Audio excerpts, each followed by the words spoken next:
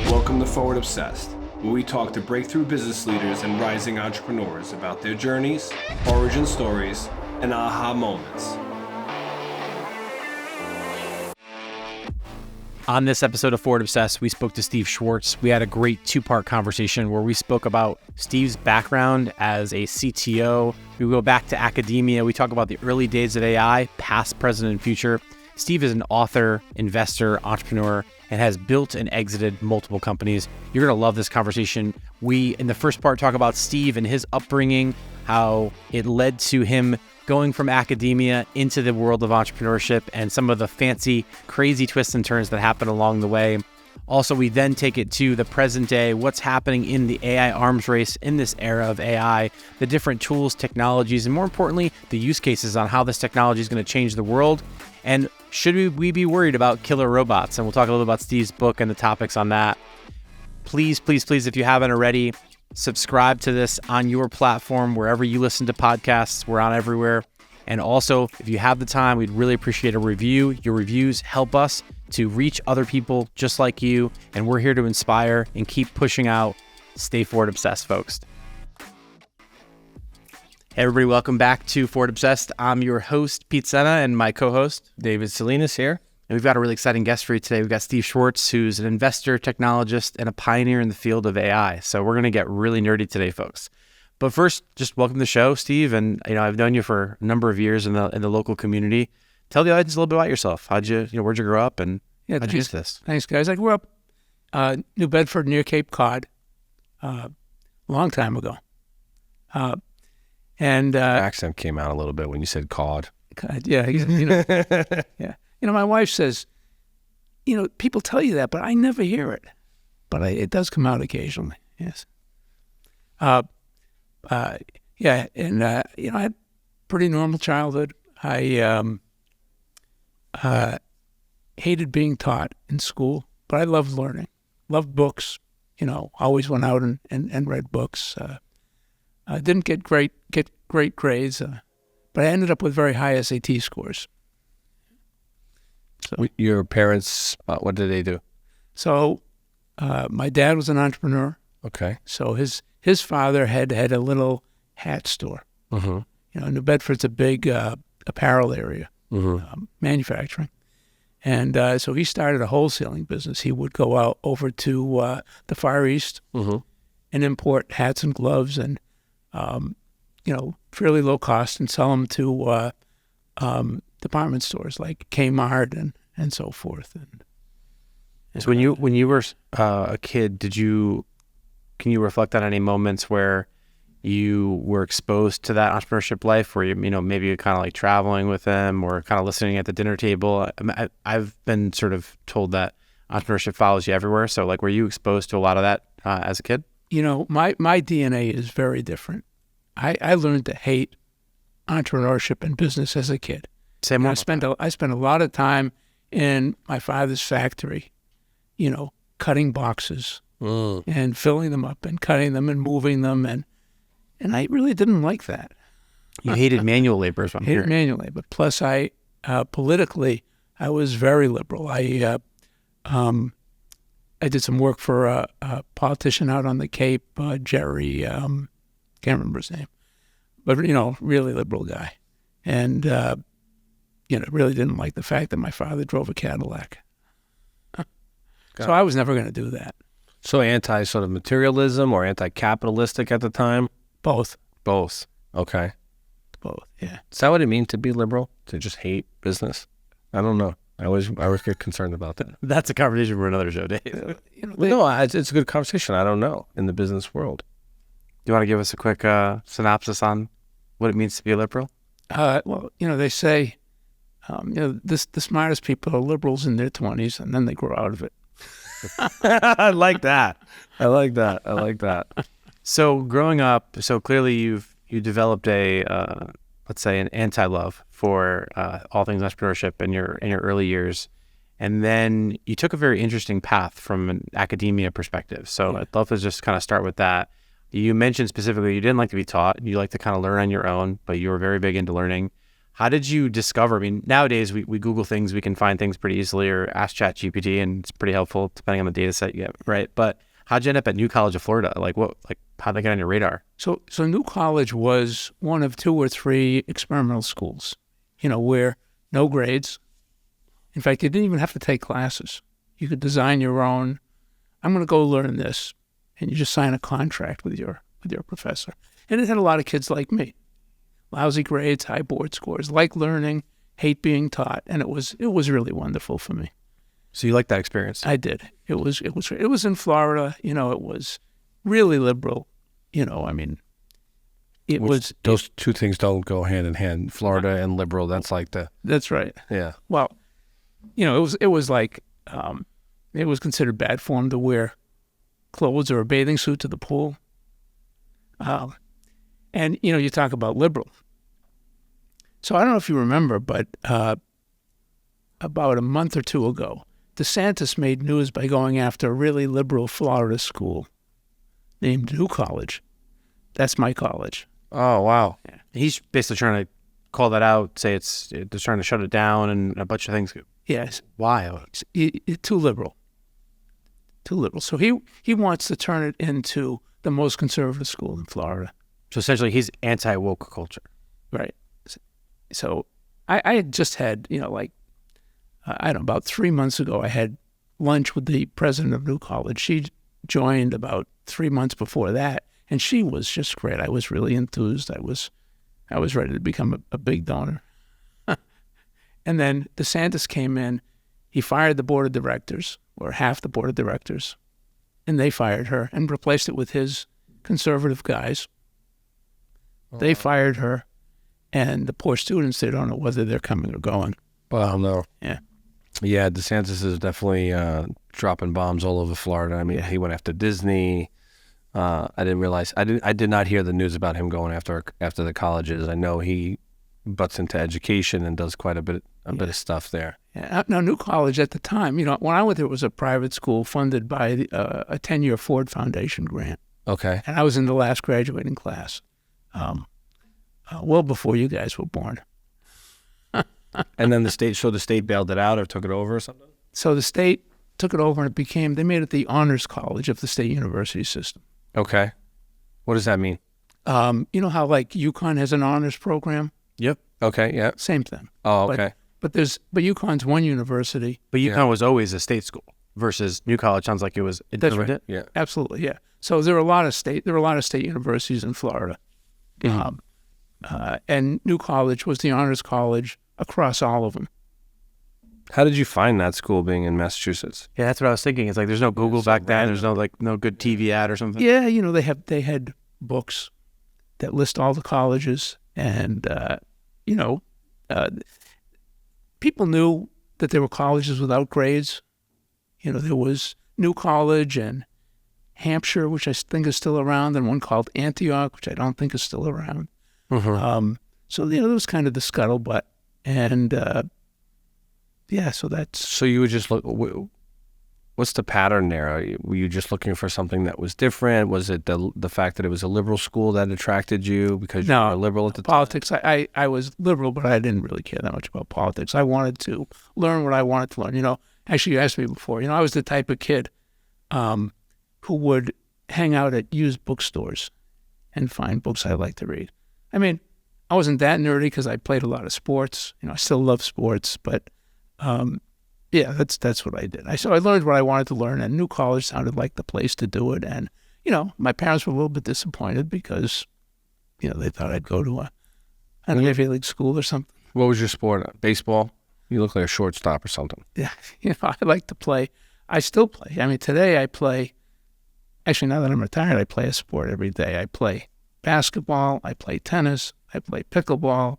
Pickleball's fun. I hike. It's really fun. Yeah. I hike, and I play golf. Nice. So how does someone who doesn't like being taught, doesn't like, classic school, I'm putting that in quotes, graduate from school in 3 years and then go on to Johns Hopkins from a PhD perspective? I want to start to understand, at that time you were starting to poke on the concepts of psychology, starting to poke on this, cognitive science and what, nowadays is a very big buzzword with AI, but back then it was a little bit of the Wild Wild West. I mean, some would say it still is, but take us through that journey. What was the switch that flipped in your head? Said, you know what? I've been publishing some papers. I'm going to graduate in 3 years from New College, and I'm going to go on to Johns Hopkins, get the PhD. Yeah. So I basically, when I started, I thought I wanted to be a clinical psychologist. So you love how the brain works. Yeah. And I did, I remember doing an internship at a mental hospital, and I sit and listen to people, and I'm like, I don't have the patience for this. I just can't believe these are the issues that they're having, and this is what I have to deal with my whole life. So that was gone. But cognitive psychology was a very charismatic cognitive psychology professor named Don Homa, who I got involved with, and we wrote a paper together. Actually, there were 5 of us that got published, and it was a pretty interesting work. And then I did my own research as my senior thesis, and that paper got published, and that made it pretty easy for me to get into Johns Hopkins. So I got an NSF Foundation fellowship to be a grad student at Johns Hopkins, and Johns Hopkins had some really, really great professors in the AI area. There weren't a lot of AI programs at the time, but you had Bert Green, right? He was a kind of pioneer in NLP, right? Bert Green, yeah. So Bert Green, in 1959, wrote the first AI program to accept natural language, and it was about the 1959 baseball season. So you could type in how many times did the Red Sox beat the Yankees, that kind of thing, and it would answer. And it was, it was written on an IBM mainframe with punch cards, and so to ask a question, it took like an hour, but yeah, that's incredible. So that's where you start to really kind of fall in love with technology on a deeper level, right? It was not just tinkering at that point, right? Yeah, I mean, at New College, I got into computer programming. We had an old PDP-8 with a paper tape, and I got into a little bit there. But yeah, at Hopkins, I wrote a pretty well-known laboratory tool. So cognitive psychologists back then, they would do perception experiments. They'd flash images to people and test reaction times, and you'd use a machine called a tachistoscope, a room-sized machine. And so I said, I could probably do that on a computer with one of these newfangled screens that. So convex screen. This was just back in those days. You really didn't have monitors, so this was just a screen where you had to, in code, repaint the dots like every millisecond. Like ASCII output, basically. Yeah. Okay. And so I wrote that. It actually became a popular package that we used in a lot of laboratories, and so yeah, I was into computer programming. I was into statistics because of Bert Green, which was really AI, because he was studying regression and classification, which are now the basis for AI today. So the techniques he was studying are nowhere near as powerful as the deep learning techniques, but it's the same class of technique known as supervised learning. And it got me into, I actually got hired to do some supervised learning, really AI research on horse racing. Okay. Horse racing. So the biggest supplier of horse racing data to New York bettors, a guy named Lenny, very well known in New York circles. And we sat down with Lenny. We looked at his data. We figured out the right kind of supervised learning algorithm to use, and we coded up a program for him. And he started giving that to his bettors, and he did pretty well. And it was a really cool experience because we'd go to the aqueduct with Lenny, and he'd sit there, and there'd be a big move in betting over here. He'd say, "Oh yeah, that's these guys. They use a computer, and this is these." And he'd explain, who's betting just based on looking at the board. And it was a lot of fun. I grew up next to the aqueduct. Did you really? Yeah, that's my hood. I'm literally born and raised. I used to go there as a kid with my dad. Yeah. And Belmont. Belmont. Yeah. That'd be a fun movie, like Moneyball for horses. Yeah. Oh yeah. I mean, you see all the old guys. With the cigars and the Tangoe hats, with the newspapers, reading the race. That was like the culture at the bakery, the bagel store. You see the guys. I'm reading the races. I'll tell you a funny story. So later on, after I got to Yale, the guy I went to work with, Roger Schenck, very well-known AI researcher.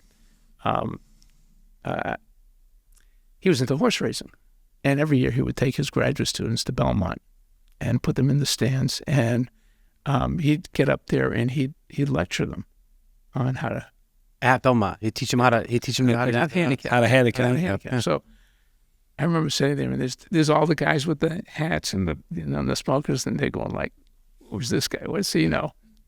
And Roger had some notes written on a green and white computer paper, and they saw the computer printout, and they all crowd in to listen.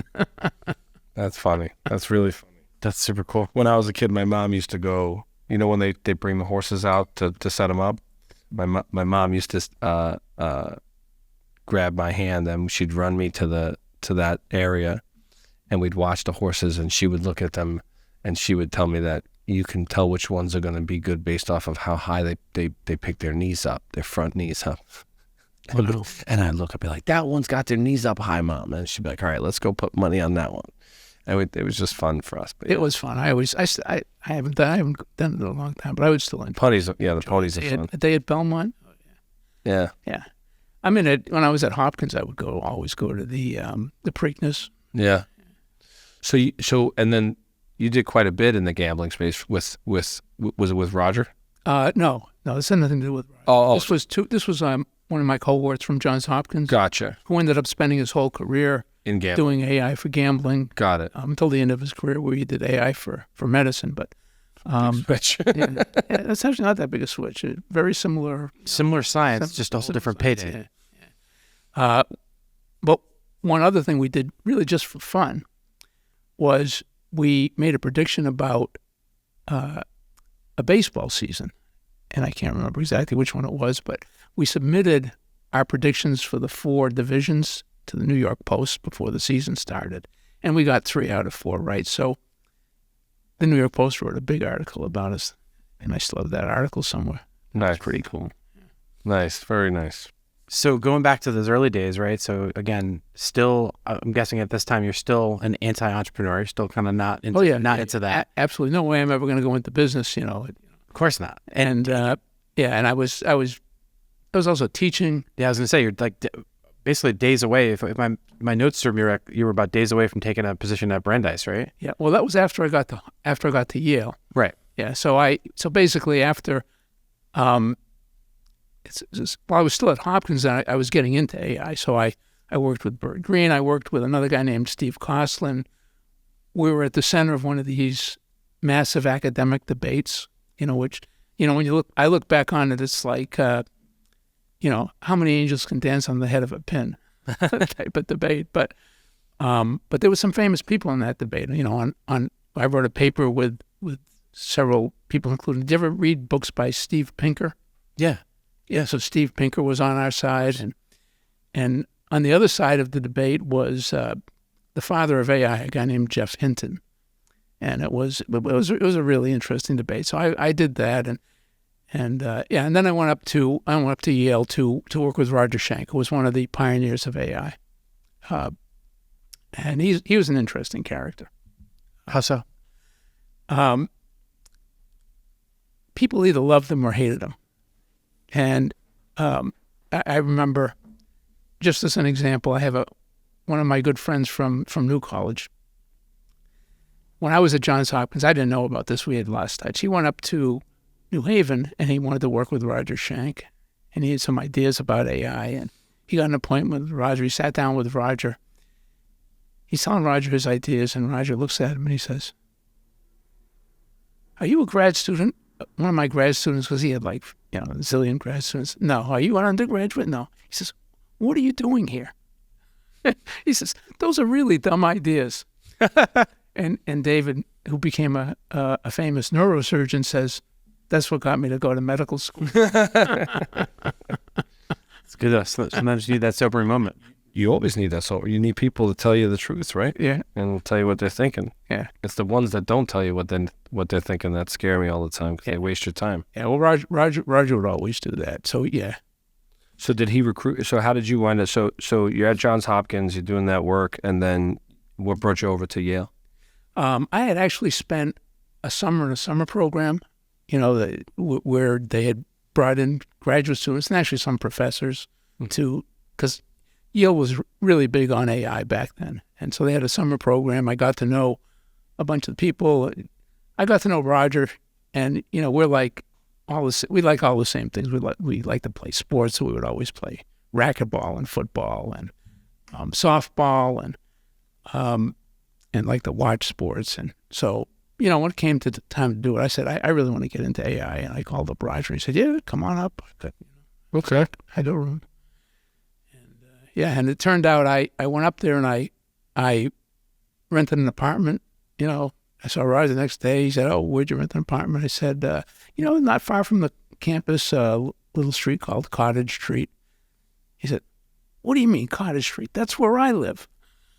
It turned out the bedroom of my apartment faced out on his lawn, and which was, and it ended up being a good thing. I got very close to his family and kids, and still remain close to him. He died a couple months ago, but no, sorry.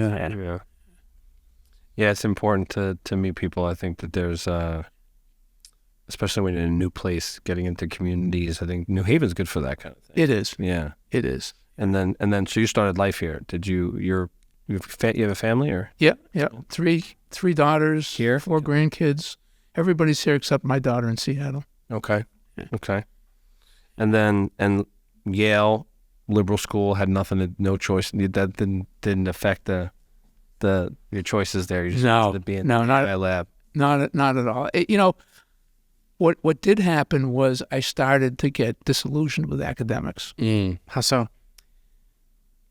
So, I was doing pretty well. I was starting to get a reputation. So, like the peer-reviewed journals would start to send me articles to review. And I'd say, wow, this is great. What an honor. I spent the whole weekend writing a review. What do I get from it? Next weekend, I get 2 more to review. And I'm like, wait a second. How does this work? What would they say, right? If you want to get something done, give it to a busy person? Yeah. So basically you just started taking on all this extra work that you're like, why am I doing this? So, there was that. And I'd done pretty well. I decided to become an assistant professor at Brandeis. I really could have gone almost anywhere, but they had a big interdisciplinary program, cognitive science. And right before the semester started, Roger came to me and he said, I got a contract to build a natural language interface to an oil well database from one of the big oil companies, and I'm going to start a company. Just for the audience, because some of them are not as nerdy and geeky as we are, what is a natural language interface? Just for the audience here. Sure. So, especially back in 1980, people were using computers, but it was hard to get information out of them. I guess to some extent it's still hard to get information out of computers, but back then it was really hard. You almost had to be a programmer. So what we did was we built a system where they could just type into a terminal what they want. Show me all the oil wells that are drilled deeper than 5,000 feet and have had some fracking. I don't even know if they did fracking back then, but that's just kind of an example. So you're an analyst and you can just type in your own language. The system will create the program and go out and retrieve the data for you and display it. So you didn't have to write SQL queries. You didn't have to do any of that, the complex engineering that would happen. Exactly. You just were communicating with a computer using regular words and things, natural language, essentially. That was natural language, exactly, yeah. So he brings you this contract. He's like, I have this contract to this thing. I'm going to start a company. He said to me, you're doing well in academics, but you really don't like it. He said, number one, you're the most competitive person I've ever met. And that doesn't play well in academics. He said, you hate, this, that, and the other thing. And I think you'd really enjoy doing this. So I called him up. I called up Brandeis. They were really mad at me. That was the end of my academic career. I couldn't have gone back if I wanted to. And when we started Cognitive Systems. And so he sold you. He sold me. He sold you because I meet professors all the time, and they're some of the most competitive people but within their circle, they want to. That's the peer review model. It's like, can I beat the hell out of this this journal or this or that. It is, but it's subtle competition. Got it. So when they meet at conferences, they don't act like competitors. Got it. In business, when you meet a competitor at a conference, it's like It's like Mortal Kombat. right. It's like when you might be friendly, but you're outwardly competitive. So what I'm hearing there is basically two brilliant academics decide to start a business together. So what could potentially go wrong there? The big problem with academics starting a business is that, and I'm not going to speak for all academics, but back then, we thought we were smarter than everybody else. So, we figured, business was for people who weren't smart enough to be academics. And now they say teaching's for people that can't do, right? Right. There's that. Everybody's got the opposite. Everybody's got the opposite, right? So, I got on a plane to go out to bought a suit. Got on a plane to go out to visit the oil company. My luggage gets lost. Show up in jeans. Back then, I'm sure they loved that. Yeah, actually, it wasn't It's terrible. an oil company, Texas. Yeah. You're in Texas. Yeah, Yes. it was in Tulsa, Oklahoma. Oh, okay. It wasn't terrible. They still have belt buckles there, though. Mm-hmm. But and it wasn't the worst wardrobe malfunction I ever had in my career. I mean, I remember Pete's wore worse to meetings. Trust me. You should see 2006 Pete's business wardrobe attire. in the 1980s, you dressed in a blue suit and a white shirt, and you looked like IBM if you were a software company. So I remember one time going down to Johnson & Johnson to make a sales call with Joe Cohen. Joe Cohen's driving. But we're hungry. We stop at the Vince Lombardi rest stop on the Jersey Turnpike. Been there For a bunch hot of times. And it's huge. And if it's crowded, you really have to walk a long way to get. So we get our hot dog, and I put a ridiculous amount of mustard on my hot dogs. Finally get back to the car. We got to get going. Joe, jump in the car. My hot dog bounces up all over my. So I have to run back, put the hot dog down, run back, clean it off as best I can, come back in the car, jump in the seat. Okay, Joe. Oh. No, he sat in it. And Joe says to me, Steve, we're not going to fix this. Let's just go. And I learned a good lesson from that. There's nothing like having a great story to break the ice at the beginning of a business meeting. Yeah. There's a guy I know. He's a mentor in the Connecticut entrepreneurial ecosystem. I won't say his name so I don't embarrass him, but every single meeting that I've had with him, I know who you're talking about. I'm not going to say his name either, but I know exactly what he spills something on his shirt. He's got a bit of a belly, so it sticks out like this, and he's drinking coffee on the shirt. Who it is? Ketchup on. You know? We're not going to out him. We're not going to out him. Everybody's going to know who it is now. I've literally been in a dozen meetings, and a dozen times I've watched this guy stain his shirt. He's on the Connecticut Technology Council. Yeah. Yep. Yeah. We're not using it. All right, we're moving on, but yeah, it happens. But yeah, wardrobe malfunctions, we've all been there, or some kind of malfunctions. Pete and I went to a business meeting one time, and we decided that it would be, it was at Florida, and the Hertz woman at Hertz was like, "Hey, for $50, we can upgrade you to one of our fancier cars." And we were young. We were like, "Sure, we'll go to the business meeting in a fancy car." And she gave us a yellow Corvette with black stripes across the thing. And the guy literally was like, "Did you guys just pull up in a yellow Corvette?" I'm like, oh, that's all they had. The rental car. It turned out that he actually had a plane, and he was like a speed demon himself. So he got super excited. He's like, "We got to go on my plane," and he was like doing like side weights. It was crazy. But Yeah. that's a story. Anyway, back to Texas oil rigs. Yeah. So what we really did as academics, and AI, I don't know if you guys know it, but AI was really, really hot in 1980. Yeah. Front page, front cover of Time, Business Week. You'd get calls for interviews, and you had to turn people down. I mean, it's like, but we ran it like we did academia. So we did basically custom contracts where hopefully we didn't lose money. Although we did lose money because we had raised some venture capital, and by the time we got done with the contracts, we were. So we went out and we looked for a business idea. So I went to some banks in New York and I said, try to find places where we could apply AI, and I found one. So, like Chase Manhattan Bank, the top floor, you had a whole floor full of people processing money transfer, international money transfer telexes. I need you to send this much money, beneficiary of account. Here's the all free form. Wires. Right, and they had people there translating it all. So we said, we can automate that using natural language. So we did. We ended up pretty decent system, but Is this pre-OCR, or were you using OCR at the time? No, the money transfer telexes came in actually a machine readable format. Okay. So you were able to then ingest that information and then be able to run some serious ML on it to go there. Yeah. And it worked pretty well, but in business you kind of have to look at what's coming, not what's there today. So what was coming was the Swift standard, Which they still use today. So all the banks standardized around, now when you do a money transfer telex, for fixed fields, so you don't need that army of people to interpret them. And you also didn't need, I can't remember the name of the product we had.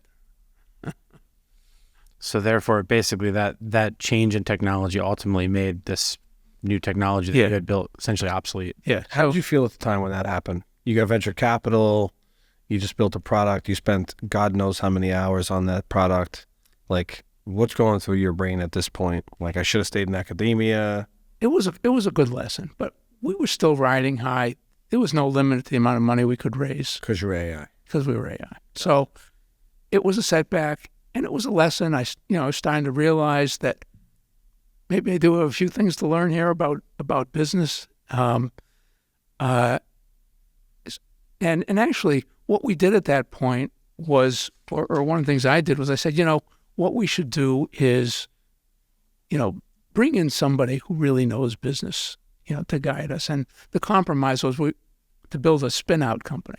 So in 1984, we built a spin-out company, Intelligent Business Systems. We raised some venture capital with the promise that we'd bring in an executive to be the CEO. And actually, the venture capitalists found a really good guy, an IBM exec, and we put together a plan to build accounting systems with natural language interfaces. So when the executives needed to, when they needed to get data out, they could just ask it in natural language. And it wasn't a bad idea. Most accounting systems at the time were sold by companies like IBM. They'd sell a little AS400 with the software on it. It'd be, like $120,000 package. So we did the same thing. We found a Digital Equipment Corporation had just come out with a VAX 730, which was a 0.5 megahertz processor. Oh my God! Wow. Still this refrigerator sized. And we figured out how to shoehorn our AI technology, which is this obscure technical programming language named Lisp, into the machine, and that was great. But we didn't realize, and we had a pretty seasoned business exec, was that Digital Equipment Corporation was really starting to ramp up the technology rollout curve. So the whole Moore's Law thing was kicking in hard. Oh yeah, probably even before they called it that. Oh yeah, and we had just used a lot of our venture capital to get a good discount. Buy a ton of computers, and then, and I think it was actually 1/3 of a megahertz, and then DEC came out like right after we did that with a 1 megahertz computer, which was really powerful. It was only about this big, and that was really bad. So now you got all these basically sunk costs, right? And junk. All these basically obsolete machines sitting in a warehouse. Yeah, it was a disaster. So we had to pivot. We pivoted to a software-only solution. SQL is a database language for retrieving data. We pivoted into generating SQL. So natural language to SQL. Natural language to SQL. What were people basing investments on at this time? They were just throwing it based off of the fact that you guys were the smartest guys and like the guys in the space? Because absolutely. And just unlimited cash. They were just like, figure it out. Yeah, absolutely. Got it. Intelligent Business Systems, I'm embarrassed to say it, but we raised almost $50 million of venture capital. Holy. Wow. Yeah. And it came from big corporations all over the world. So it came from Olivetti, which was really big in typewriters back then. It came from the guy who's now who started SoftBank, my associate's son. Yeah, I mean, So they were just looking for you to figure out. Were they giving you ideas to try and figure out? So they just, here's money, and you guys figure out where you want to put it. right. So they were betting on the technology and the future of the technology. And they're like, we're gonna give money to the smartest people in this field. That's right. And at the time, if I understand right, you were primarily focusing on symbolic uses for AI, which again created a rules-based engine problem that ultimately didn't work out, right? That's right. Can you unpack that for the audience for us? Yeah. So we were basically writing rules-based systems for processing the natural language. And they worked, but they didn't work perfectly. So you had to have some idea of what you could and couldn't type into the computer. And that was a problem. They didn't have prompt engineers back then? They didn't have prompt engineers back then. They didn't have they had neural networks, but they were really out of favor. And by the end of the 1980s, AI was really out of favor. What do you think? Why do you feel it was out of favor? I have my own hypotheses, just again, having been born, I think, for like 2 days after that happened. But It never produced anything. Right. It just basically didn't work. What we were doing just didn't work. Too early. Too early. Yeah. We didn't have the compute power. We didn't understand, we didn't have things like large language models. We didn't just have a lot of this stuff, right? But the symbolic processing approach that we were taking, was never really going to work. Now, there's some symbolic processing, natural language processing that did, produce some good results, over the last 20 years. But yeah, it basically didn't work, and it went out of favor. You couldn't put AI on, in the early 1980s, every software product was AI inside, like Intel inside. Yeah, of course. AI inside. And by the end of the 1980s, even the AI-based products couldn't say they were AI-based. So when I started my next company, which ended up being successful, I had to take AI out of all of the marketing. It's kind of like what happened recently with all this NFT stuff. People are saying now it's digital collectibles and digital objects because they can't say NFT because it's a bad word. So you had to take AI and rebrand it or re-language it. Yeah, so exactly. What you call it, BI or business intelligence? Business intelligence, yeah. Before we go there, I want to unpack this, because this happens a lot, right? You were in a bubble. We were in a bubble. It was in a bubble, and that bubble's back right now, right? And technology and the world of innovation, bubbles happen quite often. Advise, I don't know how old you were there. I'm just going to say 25-year-old, 30-year-old Steve. What lessons did you learn at that time across raising capital, falling victim to the bubble? Because you spent quite a bit of time there, right? You spent years of your life, and if you could do it all over again, what were the things that you would do differently? So, a lot of the lessons I learned, I applied to angel investing. So, one big lesson is don't invest in academics. And I've broken that several times, and they've always gone bust. I just remember, sometimes you fall in love with technology.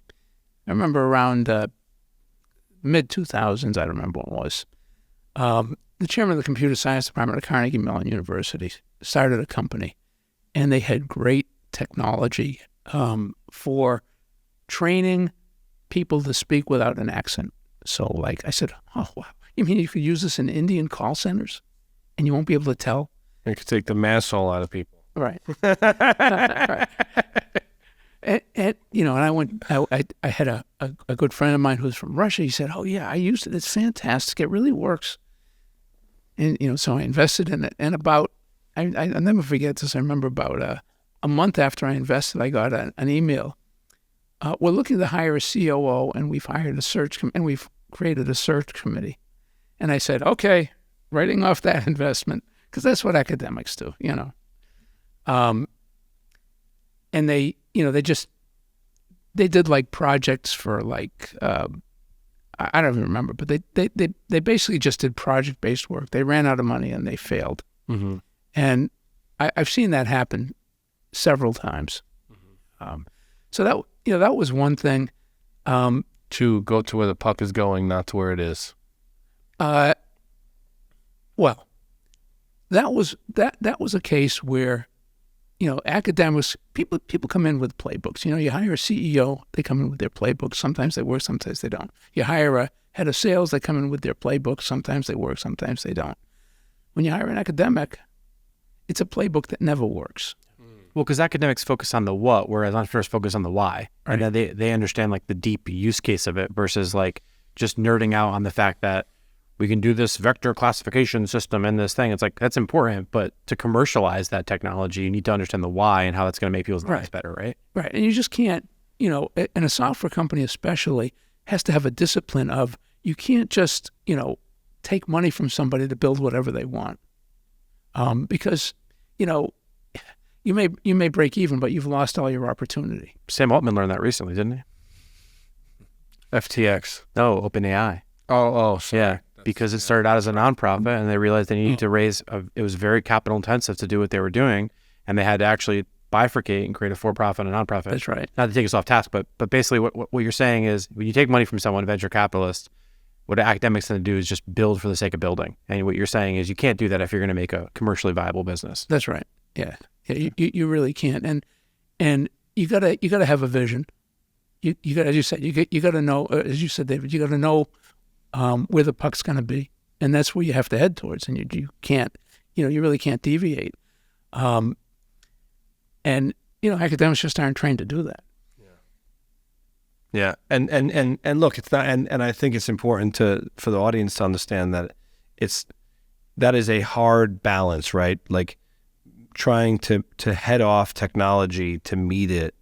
We've worked with people, and you've mentioned in your experience where you, like AI in the 80s, where you overshoot, right? You're going to where it's going, but you overshoot it. It's too early. The market's doesn't have the velocity to get to the puck's not going to get there, right? And now, obviously, today is completely different space, and obviously it has happened in other areas.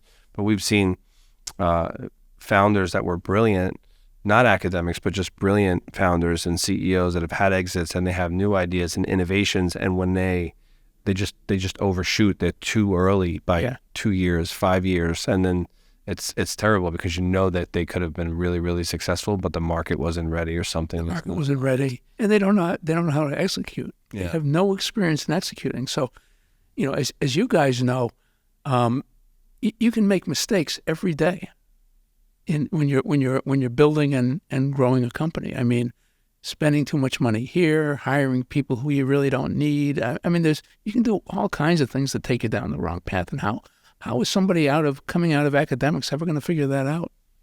Yeah, no, you can't learn that much, especially if you're in love with the problems and not the business, right? Like I had that problem for years. I was in love with the business. I was in love with the parts of the business and parts of the problems that we were trying to solve, but I wasn't in love with like the plumbing of the business, the finances, the this, the that, HR, and you pay those pipers when you ignore them, and hopefully your only hope is that your mistakes are not large enough to crush you. You really do. Cognitive Systems, that first AI company, went public in 1986. Yeah. Despite no revenue. I mean, despite no recurring revenue. But we had hired a crooked CFO. Been there. So this guy took the proceeds of the public offering, which was end of 86, beginning of 87. And we didn't find out what he did with them until the crash of 87, in September of 87. Wow. He had taken the proceeds and opened up an account with a crooked brokerage. I don't know if you guys ever heard the story of First Jersey Securities. No, but tell us, please. They were basically crooked brokerage, and they all went to jail. A lot of them went to jail eventually. But what the CFO had done was he had opened up an account and put all the money from the proceeds into S&P index options. We couldn't prove it, but I'm sure the idea was if the market skyrocketed, they would fudge the books and say, "Oh yeah, we had them in bonds," and he and the broker would keep the extra money somehow. Mm-hmm. But when the crash of 87 hit, everything fell. And they had actually not just put them into options, but into a form of security where we technically owed them money. Oh, my God. The brokerage for money. Yeah. There's I can't remember the movie. There's a movie about that, wasn't there? Boiler room. Similar. It sounds like boiler room. But I was going to say that taught me I really got to learn something about finance. Yeah. So, I basically became the CFO of all my subsequent startups. Yeah.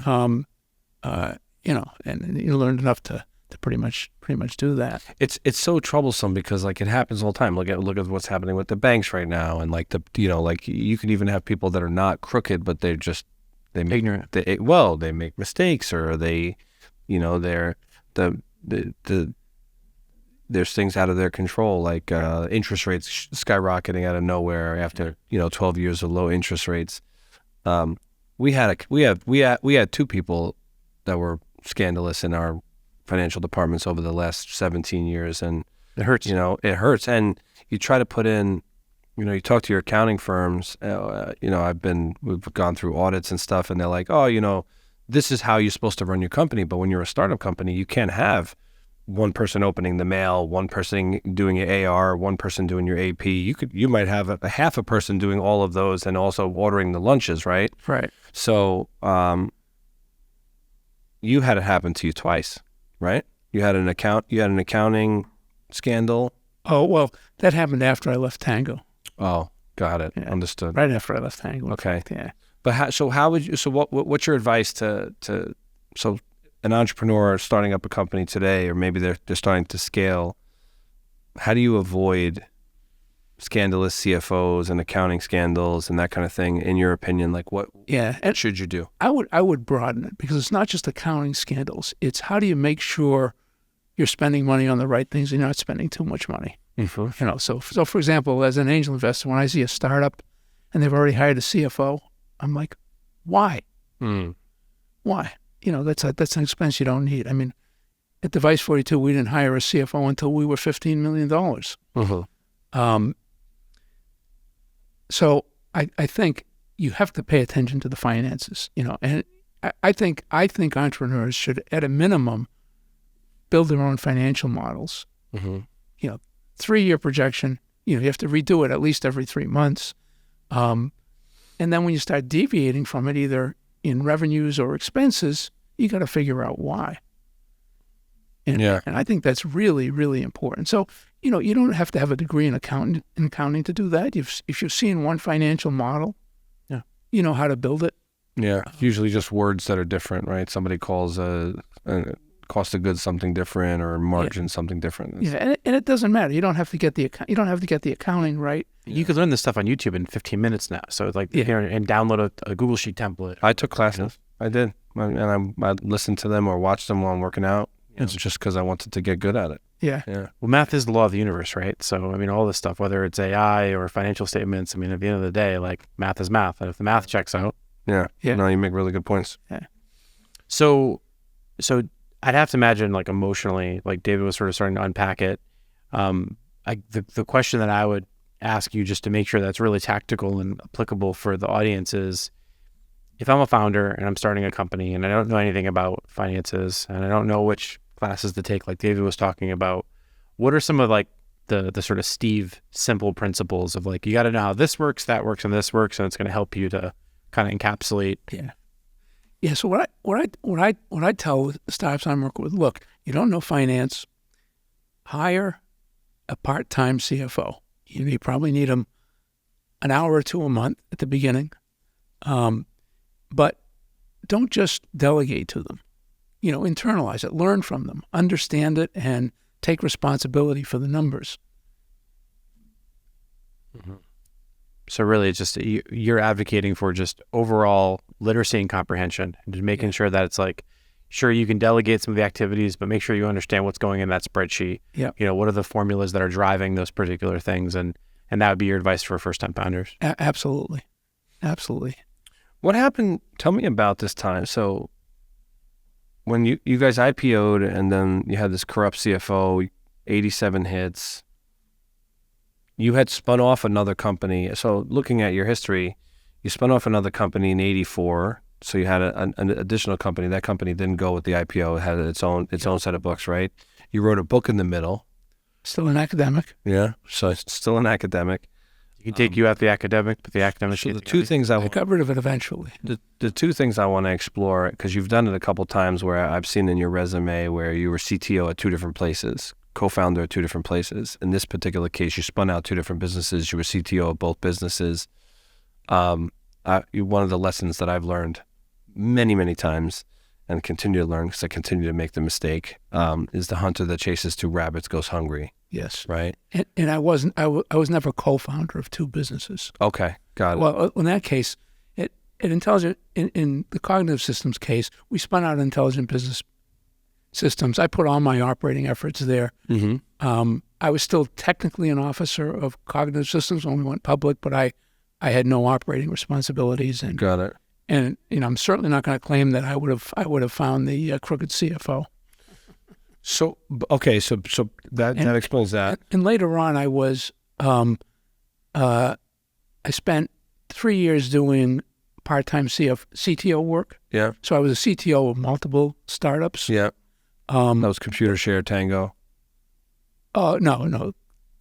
Okay, so at Tangoe, I was one of the I led the early round of investment at Tangoe in like 2001.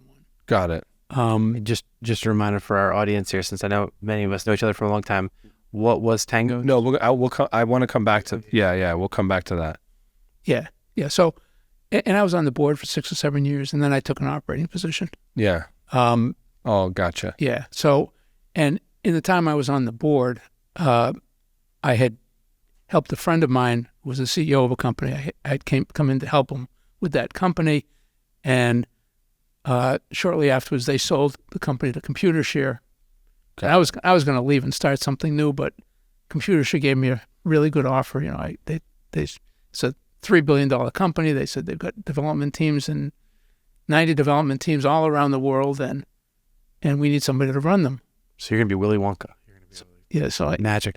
I said, wow, I've never done that before. So I did that. But and that was while I was on the board of Tangoe, but not Got it. operating.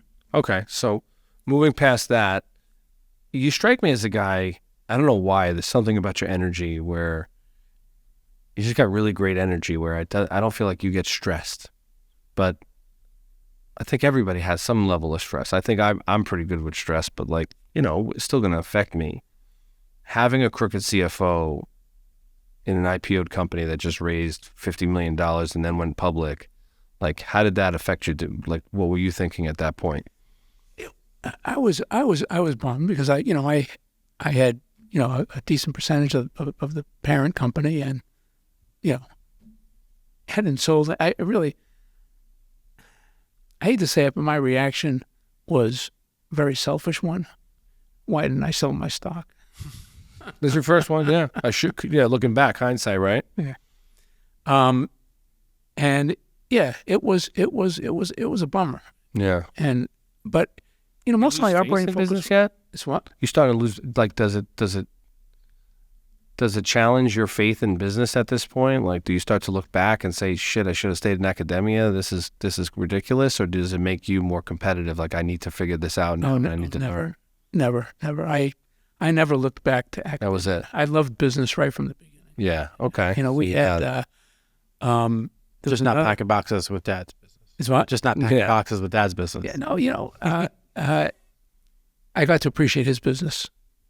Yeah, absolutely. And my brother, who went into my dad's business, my dad sold the business not too long, probably 5 or 6 years after my brother went into it. And my brother spent a year figuring out what he should do next. And, I talked to him a lot during that process. And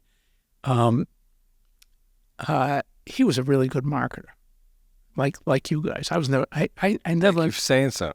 Oh, you guys are brilliant. I never had that kind of creativity that you guys have, and marketing, always bewildered me. To me, I can just, anyway, I won't get into that, but, so he started looking around, and he built the leading golf hat business. So he developed a business where he would import blanks from China, blank golf hats, and he started a business in a room about this size, and he bought a $100,000 embroidery machine, and he would embroider hats for golf shops.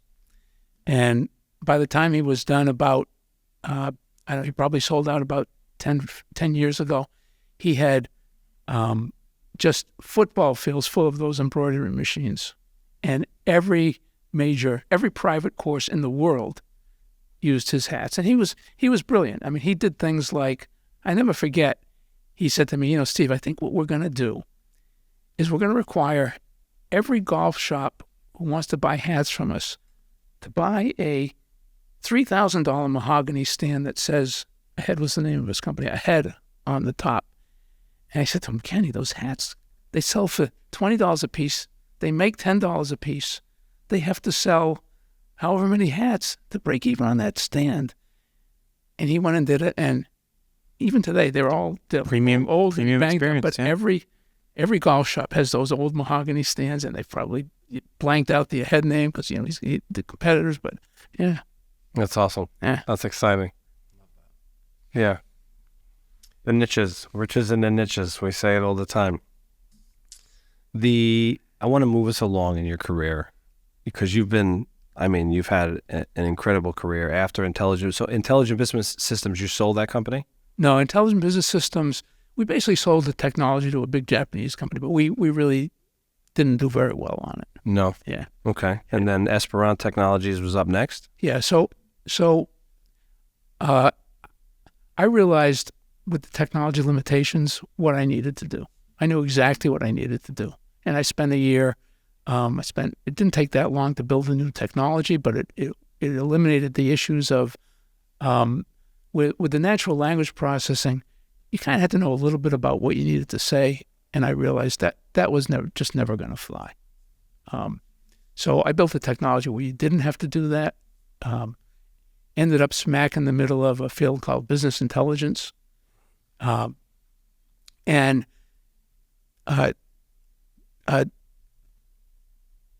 got some really high-profile customers early on in that year. But I had 3 young kids at that time. I just had my third daughter. I had pretty much run out of my savings, started to borrow money from my dad. The venture capitalists, I knew all the venture capitalists, and they all said to me, we love you, Steve, but, and we know you weren't necessarily the business guy who burned through all our money, but we just can't give you more money. That must have hurt, though. Yeah. Because you're like, because you know your value, you know your worth, you know what you can do. Yeah, and they were right. They were right, except that I had learned enough about business, and I knew I had the product that the market needed, and so that was tough. So, but they were also very good to me. They made introductions to me to a lot of possible buyers. So I went on I spent the next 3-4 months finding a buyer. Yeah, and that was a real interesting experience. I just remember one sales call. I'd been talking to the CTO of a high-flying company called KnowledgeWare that was run by one of my boyhood heroes, Fran Tarkenton, who was one of the best NFL quarterbacks ever. He played for the Minnesota Vikings and 5 or 6 years for the New York Giants, and he was one of those guys who you love to watch because they'd rush him and he'd get the ball and he'd run around all over that backfield like nobody else, and they could never tackle him. And I love Fran. And he had, after he left, he'd gone into the software business. He created a high-flying software company with a well-known software company luminary named James Martin, and they built KnowledgeWare. And the CTO of KnowledgeWare said, "We really need your product," and it really fit into his product line. And so I flew down to Atlanta to meet with Fran Tarkenton. Stay overnight, get there at 9:00 in the morning. My 9:00 meeting, the CTO comes in and says, "Fran's busy. Can you wait an hour?" I said, "I got all day." This keeps happening every hour.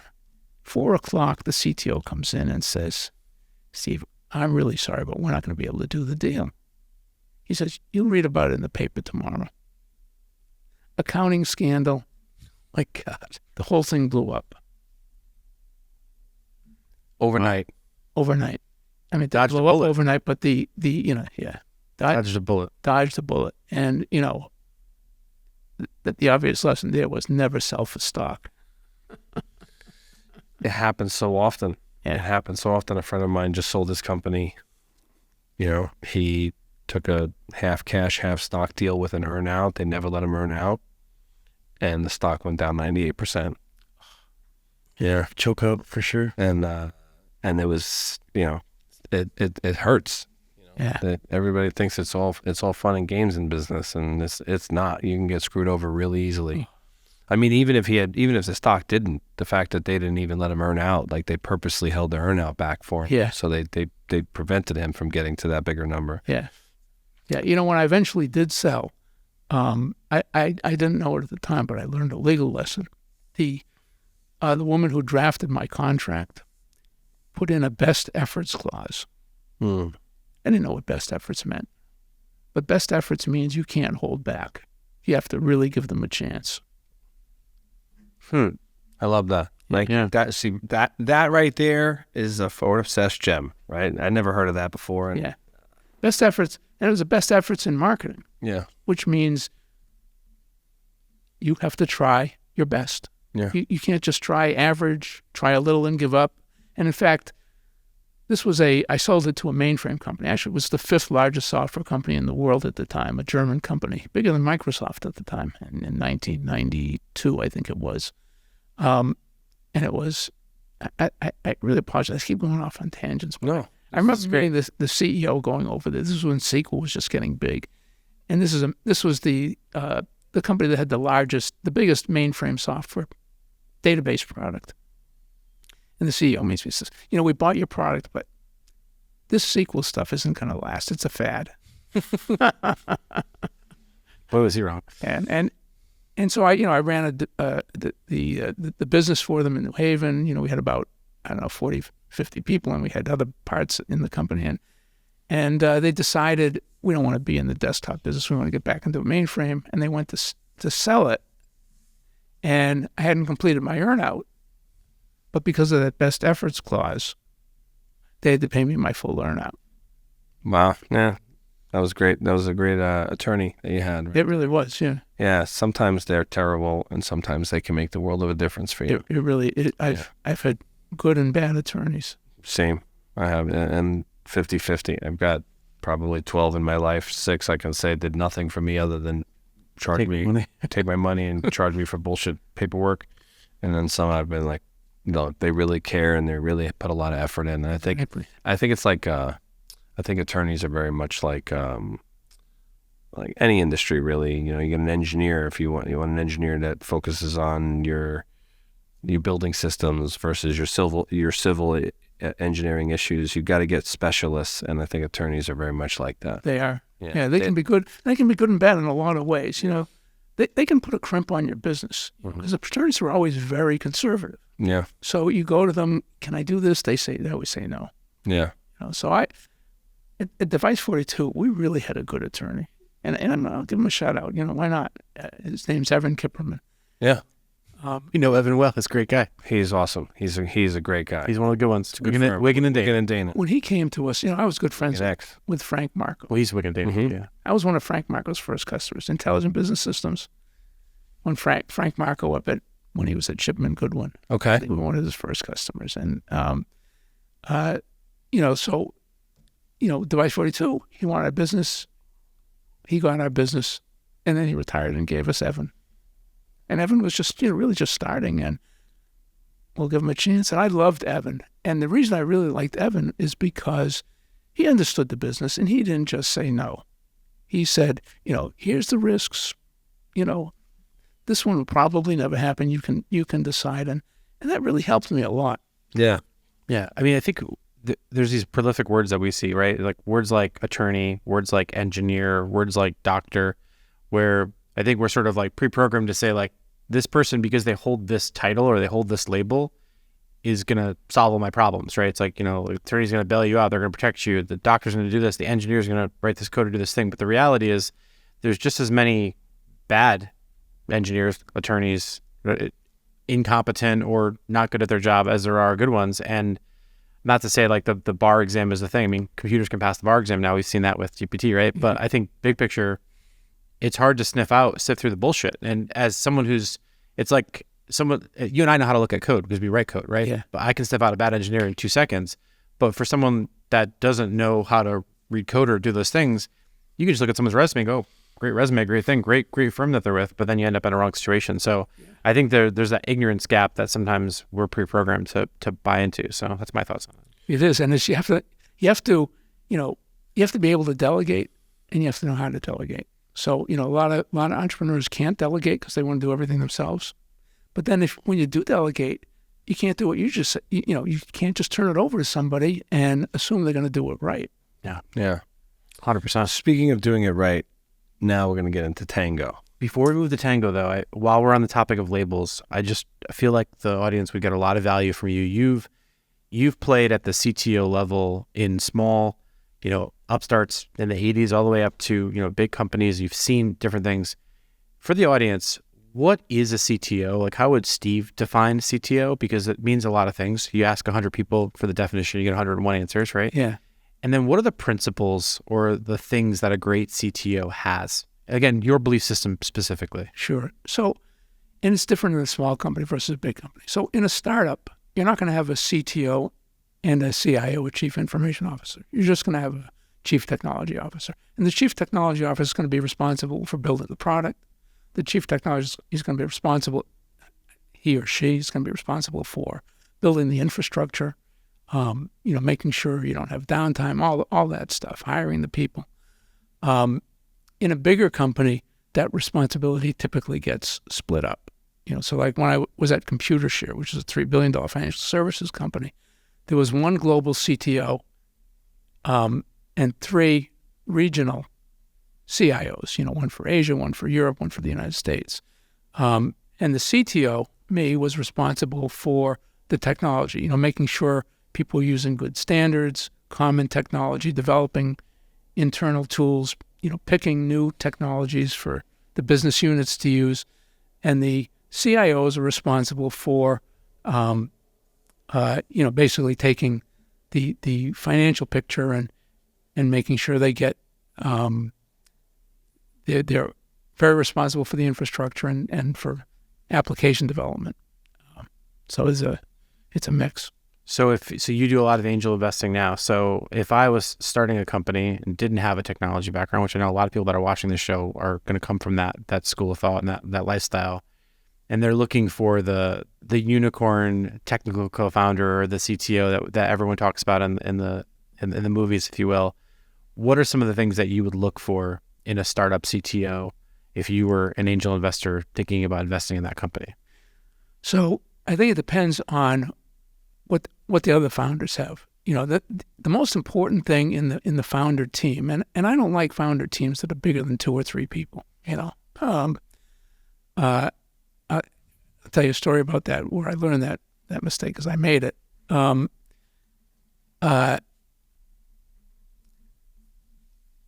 have to have the business savvy. You have to have the experience of running the company because, as you guys know, every day you're making decisions, and if you haven't done it before, you're going to make a lot of really bad decisions. So you have to have that. You have to be able to get your arms around the finances, and you have to be able to get your arms around the technology. I think companies that just outsource their technology are at a big disadvantage because you're paying very high costs. And then when you go to bring it in-house, it's always a struggle. So I think you need somebody who can oversee that process. Even if you're outsourcing it, you need somebody to even do code reviews on the code that gets written. So that's what the CTO needs to do, and ideally to write the code and build their own team. Especially for a startup, I don't like a CTO who says, "I'm a CTO, I don't code anymore." I think you get too far away from the technology. I did that at one point in my career, and I realized I had a hard time running teams because I was too far from the technology. So you got to touch it, you got to feel it, close to it. Okay. So really someone that can be a good member of a team, someone that's got some strong engineering principles or practices, can sort of hold their weight when it comes to the actual tech behind something. And I imagine you've got your own set of questions and heuristics that you can go through with somebody to be able to test that, right? Yeah. I mean, it's really not that difficult. It's just I usually just have a discussion with them about, new ideas and how they'd approach it and what they're doing now and why aren't they doing it this way and why aren't they doing it that way. And you can tell really quick if somebody knows their stuff. Fantastic. I know I want to move on to Tangoe, but you said you had a story about founder teams that are too large. So I want to make sure to not let you off the hook on that one. Yeah. Biggest failure of my life. Yeah. So you guys probably use OpenTable, right? 1998, the OpenTable business model, and you guys won't believe this, the OpenTable business model was to put a big server, because that's what we had in those days, in every restaurant at their expense. Like a $30,000 capital expense for every new customer. Wow. So we said, we got the cloud. We can, there was no cloud, but we could build our own servers and host everybody. And, all they needed was a DSL connection. So we raised $1 million. We built a really great product. We actually, we for stock, we acquired the second leading desktop software reservation management system. Like a Micros kind of thing, or no, reservation management. Reservation management. So it would take reservations, assign the tables, convert 2 tops to 4 tops, and all that stuff. And we used it as a model to build this cloud system, which was really good. But we only raised $1 million because we didn't want to give away too much equity. And then this was OpenTable, you said? This was OpenTable, or like same model? Same model. Copy that. Competing with OpenTable, yeah. Understood. And we had the second largest restaurant group in New York was trying it out, and it was really great. And then the crash of 2000 hit, and we couldn't raise another penny. It was awful because we had, You're being that's a big lesson there, because you have a lot of people that don't raise. They do that exact thing. I don't want to raise too much money because I don't want to give up too much power. I don't want that much pressure. I don't want to give away that much equity. I tell every entrepreneur that story because I think it's really important, and what I say to them is, look, if you raise $3 million instead of $2 million, right? Yeah, you're gonna lose some percentage, but let's say you make $50 million on the business and you could have made $60 million. All comes off line. Don't be greedy. You don't care. But if because you didn't raise enough money, you don't make any money, that really affects your lifestyle. Yeah, because the pressure of raising money in a down market is crippling to people. It also takes a tremendous amount of your time when you can't focus on your business. When I'm in that right now, I'm raising capital, and I've got to push 6. I refer to them as horses. I feel like I always talk about like the analogy of the carnival where you play like skee ball to get the balls in, to get the horses to race, to win. You're playing that game by yourself or with your co-founder, but you got 10 spots and 10 horses that you got to control to get them all across, right? And it's like whack-a-mole. Yeah, but if at that same time you got to make the balls, which is raising capital, right? Now you have to do all of that work while you're still trying to raise capital, and it takes your eye off the ball. It's incredible. Almost a full-time job. Yeah. Yeah, it's really hard, and very few of them listen to me. One AI company they made an investment in 2 years ago, just came back to me and said, "Yeah, Steve, I wish I had listened to you." He managed to raise his round, but still. So what I'm hearing is your lesson back then is for this reservation management platform that you were working on, you would have raised more capital to have that. That's the big change you would have made? I really believe if we had raised more capital, we would have beaten OpenTable. Because their business model, and I followed OpenTable, they didn't stop putting servers in restaurants until like 2005. Yeah. You have to have it's always the downturns that people don't see. That's the blind side, because hindsight, right? Yeah. And for the audience, obviously OpenTable exited to a company we might have heard of called Google, if I believe my memory is right. correct. Yeah. Right? Which is, speaking of good stories, let's head on over to Tangoe. Yeah, I had, by the way, sorry to keep interrupting, but when I sold Esperant, I was competing with 2 companies, one of which eventually sold out for $7 billion and one sold out for $5 billion. So if I hadn't lost all that money for the investors in the 1980s, Yeah, we definitely got to talk. You strike me as the kind of person that You're still winning, though. yeah. You're still winning, though. oh yeah. No, I can't complain. I can't complain. I've So you meet a guy. So I read a quote. It said, "I invested because I was so impressed by Al Subbloie." So for the audience, if you're just hearing this show for the first time, I suggest going back a few episodes to the Al Subbloie episode. So you told us before earlier in the episode that you were an early investor with him, a board member, and then you became an operating partner and helped him with grow the business. I know what's impressive about Al. He's a very unique breed, right? And we've had many debates with many entrepreneurs on this show and investors. For the investors that we've had, which is horse or jockey. Yep. And everybody always says it's jockey. And you've said academics, you fall in love with the technology, so you have fallen in love with the horse quite a bit. Absolutely. But in this particular case, you fell in love with the jockey. Yeah. So tell us, what was it about Al? So Al, I think Al is probably among, if not the most remarkable CEO I've ever met in my life, and certainly the most capable. And to me, Al is both the horse and the jockey. Mm-hmm. I mean, when you talk about salespeople, you can't say no to Al. I don't know if you've ever tried, but I didn't really want to invest because his original idea just, it wasn't what the business turned out to be. Mm-hmm. It was more of an online RFP business, Mm-hmm. Which didn't sound that exciting, but you can't say no to Al, No, we talk about marketing and design with Al, and he sort of just sort of glazes over you because he's a powerhouse sales team type of a CEO. He really is. And he I remember when I was in an operating position, I'd go into Al's office and I'd be bound and determined to get my point across, and I'd walk out smiling. And about an hour later, I'd say, how did he convince me of it? Well, it's sort of, have you heard the term the reality distortion field? It's typically accredited to Steve Jobs, where they said that Steve could bend reality. He would get people in a room that all disagreed with him. Yeah. And at the end, everyone was in fierce alignment and was going in that direction. That's Al. His energy, just, again, I don't know him as well as you two do, obviously, but in the time I spent with him, he just seems like a dynamo. He can sort of almost bend reality with the way he thinks about things. So I've experienced a tiny bit of that. Exactly. But beyond that, he's really smart. So I've met a lot of really good salespeople who, they don't care about the details. They just want to sell. Al is a real visionary.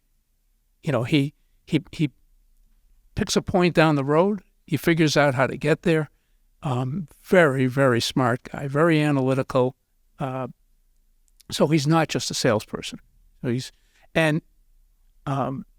he uses his sales skills very effectively in running the business. I only listened to the beginning of that conversation with Al, but I remember he talked about the time when he had to tell us on the board that he was pivoting from that RFP product to a software product. And I remember that board meeting very, very vividly, not so much because we were pivoting, because, he told me ahead of time, but because the offices were just these tiny offices, and the computer room was in a closet in the boardroom.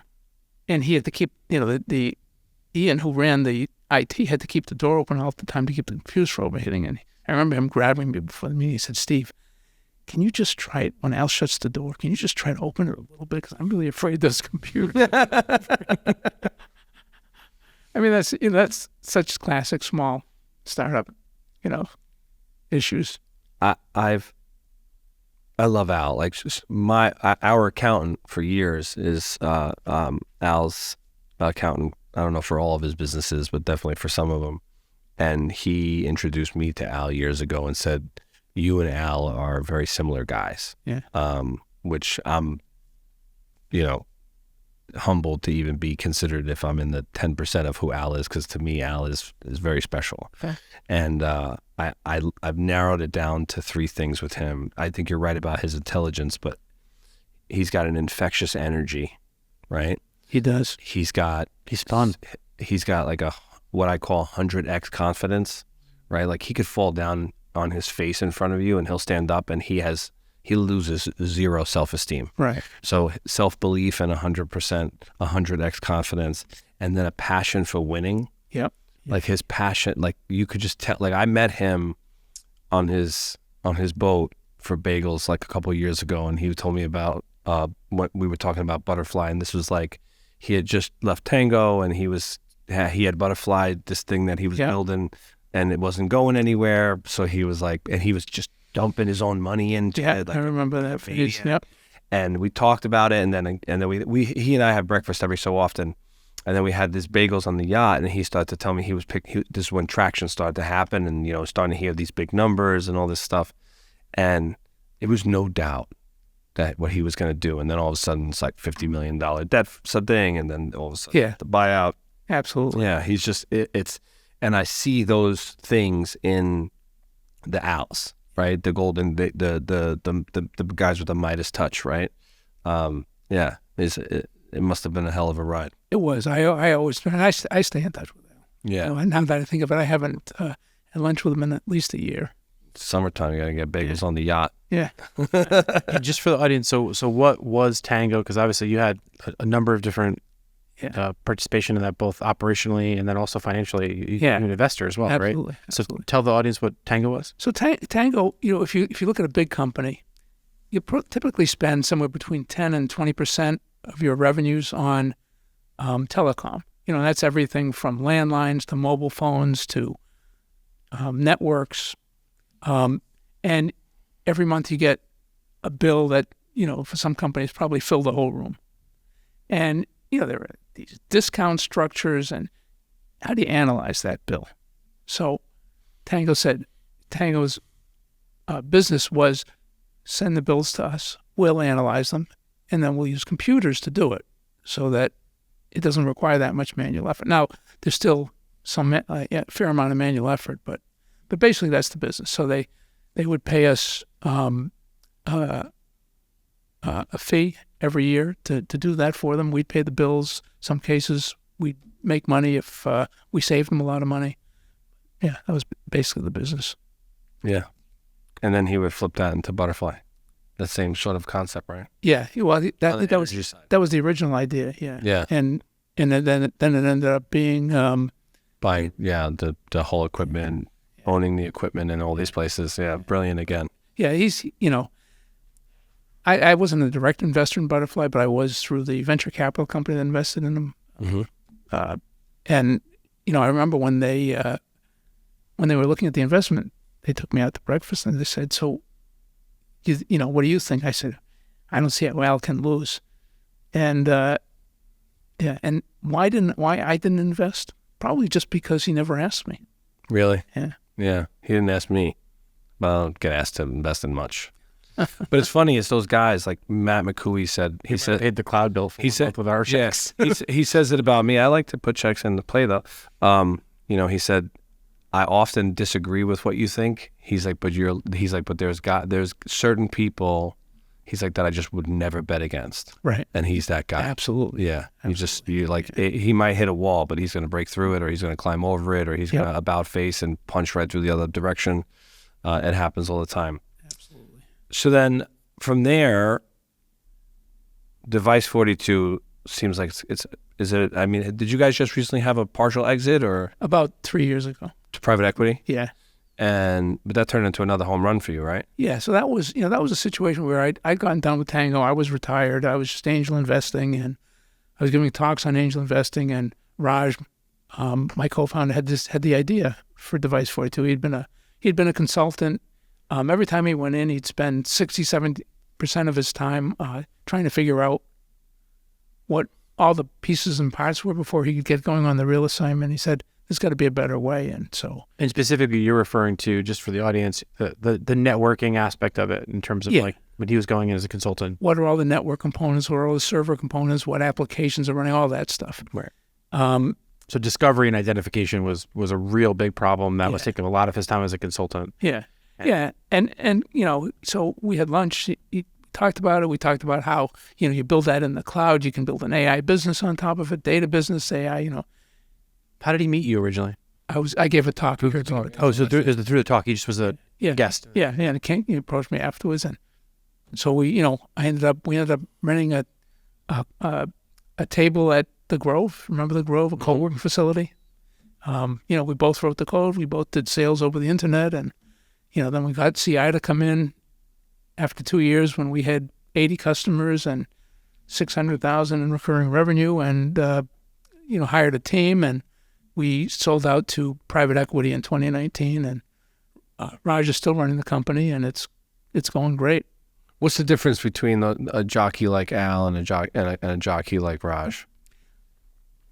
It is. We know them both, right? That's why I ask you. And Raj is doing a great job of running the company. But when we started, he had no idea how to run a business, so he had to rely on my operating experience. And our deal was that, I would teach him everything I know, and then I'd leave, and he'd keep running. And that's actually what happened. Probably the first time in my life that everything went according to plan. In fact, Device 42 was was probably the only business where, we didn't hit that many roadblocks. Didn't do that much zigging and zagging. Well, because you had your experience and timing for your life. I heard a quote the other day. It said something along the lines of, "You mature much faster than your bank account," right? Like you hit that maturity of things, so that device went really smooth. So he's blessed to have you in his life to help him. Yeah. Otherwise, he would have made all the mistakes that you probably made 4 or 5 companies ago. That's a great metaphor. I mean, what I would sort of venture to guess, just knowing you a little bit and have done a little bit of work with Raj years ago, was you helped him know not what to do, but what not to do. What not to do is business. That's more valuable. That's exactly right. That's right. Yeah. But Raj, to get back to your question, David, Raj is really, really smart and very much the visionary, very much the strategic thinker, and has a lot of those same characteristics. He's not going to give up. I remember when I met him, he was 5 hours of sleep a night. I haven't asked him recently whether he still does that, but a lot of those same characteristics. But he's not a salesman. But he sold plenty of product. So he's not a salesman like Al Subbloie, but he can sell. Mm-hmm. And and now he's a complete CEO. Yeah, that's great. No, that's an incredible story. I got to ask you before we end. AI is so you started in the 80s in AI, wrote it out, changed it to business intelligence to get away from the terms. It's changed, it's evolved, it's in the news nonstop now. Millions of people talking and using it at even the most finite level, like high school students are using it in high school. Big debate. Elon Musk recently said, "Pump the brakes, stop everything." Right? Like this is bad. Yeah. What's your take on the AI debate today? So, 2 weeks ago, the Future of Life Institute sent a letter signed by a lot of AI researchers to OpenAI that said, pause the brakes for 6 months because we're worried about disinformation and these systems taking ethics, safety. But basically those two things. The disinformation is a big one, and can the computers take over the world, or cause a nuclear power plant meltdown or something like that? So safety, and in my view, that disinformation, that horse has left the barn. Amen.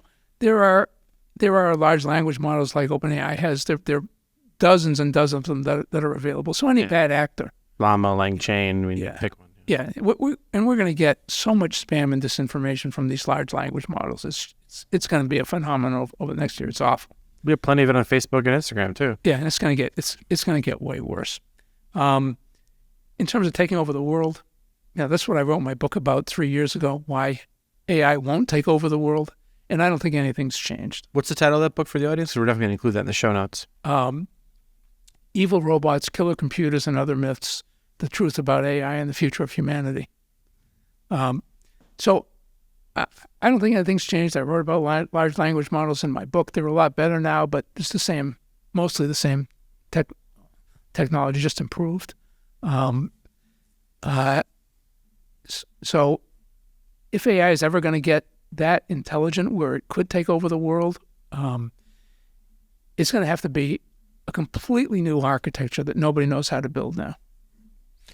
Can we, just for my own selfish indulgence, take a moment to just unpack that? Sure. When you say the architecture of that? So if you've used ChatGPT, it's really, really cool. You can go to the OpenAI site. You can use it for free. You can type in something like, write a poem about risk management in the style of Shakespeare. And you get a really good poem. It rhymes. I mean, it's really remarkable. I did a rap song from Eminem about business, but I guess it's one and the same. Yeah. But at the same time, it can sound really stupid. So, you type in, what weighs more, a pound of potatoes or 2 pounds of beans? It'll say, they both weigh a pound.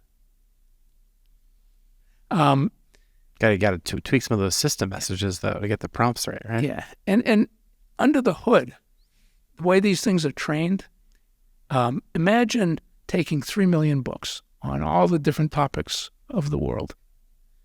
You take the first book, you open it up, you take the first word, and you say to this blank system, okay, predict the second word. It's just going to give you something random. Now take the first 2 words and predict the third. It's going to give you something random. Now you do that for the whole book. And you do it for the second book. And now after you've done it for 3,000 words, you say, okay, here are all the mistakes you made. Here are the right words. Here are all the mistakes you made. Now go and fix up your parameters so you do better the next time. And then you keep going through all 3 million books that way. And by the end of it, you've got something like ChatGPT. Now, that you actually have the technology underlying ChatGPT, which can do a lot of these things. ChatGPT had another layer of improvement on top of it, but basically it's predicting the next word. Mm-hmm. And it learns everything it needs to know to predict the next word. So it learns facts, it learns syntax, grammar, it learns a lot about the world. Cars have tires and birds have wings, and it's remarkable that it can learn all that just from predicting the next word and finding out the real answer, what the real next word is, and adjusting its parameters. But it does. But it doesn't really understand. What I think is interesting about that, right? So as someone who's really spent a lot of my time in marketing and creative and that sort of thing, I think what's super special about ChatGPT, the reason why it's the most successful product in history with over 100 million users in the time that it is, in my opinion, is that they took common human behavior, which is the idea of a chat interface, which previously was done kind of shitty with robo-advisors and really bad chatbots back in the day. And they basically took the equivalent of having a text message conversation, and then they made that widely available to everybody. So what I think is pretty interesting about them is just they essentially took a technology which has been around for years, right? Large language models, great that they're better now, but they've been around for plenty of years. You wrote about it in your book. You were experimenting with this stuff 10, 15 years ago or longer, probably, right? Yeah. But what they did is they took something that was essentially inexplainable and incomprehensible for most people, and they added a layer of familiarity to it. And by doing that, really just with good design, if I could go and say that so myself, they created something that now everyone's using, right? Yeah.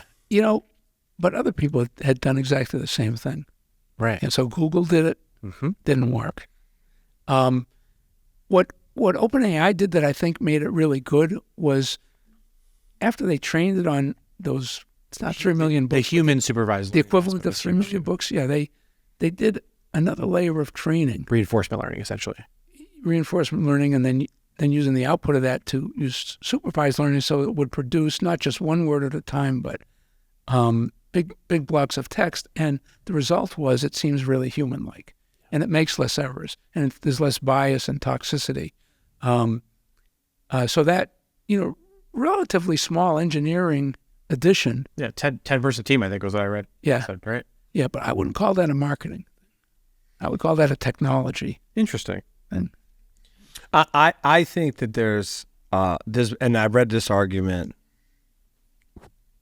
I love ChatGPT as an assistant. Like we always talk about, like cloning us, right? If I had 10 of me, 10 of him, we'd have bigger, better companies and so on and so forth. I feel like ChatGPT and some of these tools are really that, right? It's like having an assistant that thinks a little bit more like me because I can feed it and it feeds me faster, so it speeds me up. And there's been an argument that it's not that ChatGPT is going to replace you, and in some cases it can, obviously, or AI can replace you. But what it could do is it could return society to a more, I forget exactly how they worded it, but essentially it could push the world into the 4-day work week. Yeah. It reduces so much work that now more gets done and you can work less and therefore get some of your life back. Yeah. And I think that's like, I helped somebody the other day. I talked about it in a video. They said, I'm thinking about changing careers, but I don't know what to do. And I said, use ChatGPT to help you. And they said, how? And I said, ask it to write a letter for you to your colleagues, telling them that you're thinking about it, but you haven't quit your job and you'd like their advice. Then have it write a letter. And then I said, and then reprompt it and now say, these are my skills. Yeah. And then ask it to rewrite the letter. And what came out of it was an incredible letter to your colleagues that you now just saved hours of writing. You tweak it and then you put it out to a bunch of people, and now you're crowdsourcing this information, which then you can feed into the same prompts now and start to play with that information. Yeah, it's great. Yeah. I mean, you know where it's had the biggest impact, though, is on programmers. Yeah, 100%. But GitHub, but that wasn't but that's not ChatGPT. That's the underlying technology, just that's the vector embedding. To predict the next word technology. But I'm in a CTO club in New York, 150 New York-based CTOs, and almost all their teams are using this, and they all claim 30, 40% productivity improvement. And you try to take it away from any of them now, they'll smack your hand. It's like a phone. Yeah. Well, wait till they launch Copilot X in GitHub. That next version is going to be next level good. Because I think that'll have GPT-4 under the hood versus 3.5 Turbo, I think. It'll be interesting to see. I'm really interested to see how much better it is. It's hella good at writing Python. I mean, I've knocked out some Python stuff that would normally take me a couple hours to write myself, and I've knocked it out in 20, 30 minutes. Absolutely. Simple stuff. You got to know how to interface with it, which is where I saw a job description the other day for $300,000 a year for a prompt engineer. And I started laughing because I'm like, oh, we're just making up words now. But I want to just touch on something because you said it's not about marketing. I want to come back to that for a second. So one, I disagree with you on the 4-day work week because I believe that human society and nature follows something called Parkinson's law, which is if you give someone a certain amount of time to spend something, give somebody 5 days, they're going to spend all 5 days. Give somebody 5 hours, they're going to spend 5 hours. So I think that there's a heuristic of humans will fill that time, but I love the thinking behind it in terms of that. But I don't know how that's going to shake out in real life. A bad apple will do that. A great person that loves their job, loves their family, that wants to work hard and get it done will take that 4-day work week. I think that that is us being. I don't think reverse Apple. I'm saying, but I think it's the 90% will do that. Like they'll take the time because they just want more time, and then I think that there's 10% I don't like that. Workers. No, that's a great point, and I would agree with that 100%. What I more so meant by it, Steve, was if you think about Parkinson's law, right? The reason why the sprint cycle and the scrum cycles of software dev teams work so well is that constraint is an inhibitor and a catalyst, right? It's a checkpoint. That makes sense. What I was sort of getting at is you have some people, the productivity nerds, and I'm speaking as one myself, is, I find ways to make my productivity system be that much more productive so I can squeeze that much more things in there. So I think in some cases we're just going to squeeze more into that thing, and I think the world is going to just get faster, better, cheaper as a result of it. Absolutely. I mean, how much productivity increase do you need to justify universal basic income so 100%. People don't have to work? I don't know the answer to that. But that's a hell of a conversation for sure. We should ask the computers. See? So you know this because you're obviously very much a pioneer in this space, but I want the audience to know this. In my opinion, so I'm going to come back to marketing and ChatGPT because I think it's a design solution as to why that thing is scaling, because all these technologies, and you could have grabbed, LangChain or a bunch of these other, less sophisticated large language models and using GitHub and some pretty basic open source libraries knock together something that basically looks and feels sort of like ChatGPT. In my opinion, the reinforcement learning aspect that they implemented, the way they're doing the vector embedding, and more specifically, the thing that most people don't realize, which clearly your colleague did when writing that letter, is there's a reasoning engine built into that. And the reasoning engine that I think is a part of that tool now, if you look at like the difference between when they had 3.5 turbo or 3, and then now GPT-4, if you run that same question, that same exercise you just discussed on the two things, I'm guessing your colleague used the GPT-4 to get that really, really strong one. They've made vast improvements. So I think the thing that, in my mind, I'm really excited about is we've embodied all of this knowledge and information. And now I believe the two biggest things that are competitive advantages in business is creativity and ability to articulate oneself, right? Which is why I think that people weren't caring about writing 2 years ago, right? Everything was like, I want to be a software engineer, or I'm going to go do this other thing. Nowadays, the ability to articulate oneself is really powerful. So No, it's wonderful. It's wonderful, especially for non-creative people like me.